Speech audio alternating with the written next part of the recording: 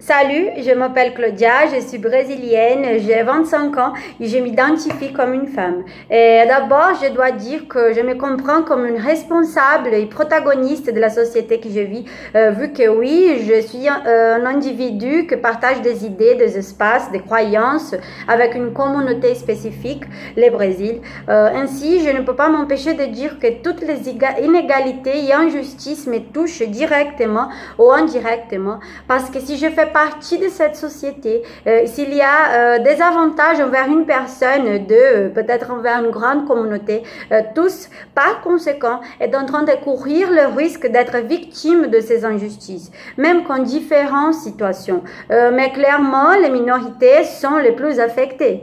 Et comme je suis une femme, une minorité, la question de nos droits me concerne particulièrement. Je m'identifie comme une femme et j'ai subi les conséquences.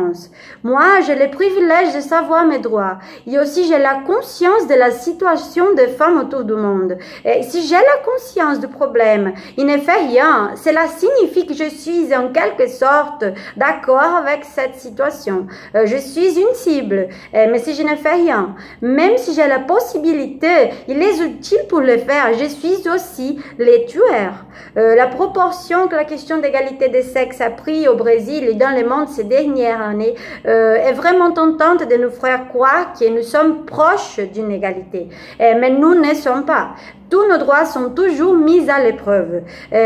En exemple, en 2018, ce qui concerne la participation des femmes à la politique du Brésil, a été décidé que 30% de fonds des partisans devaient être convertis à la campagne pour les femmes. Cela a été décidé. Pourtant, aujourd'hui, il y a un projet de loi visant à supprimer ces quotas pour les candidates.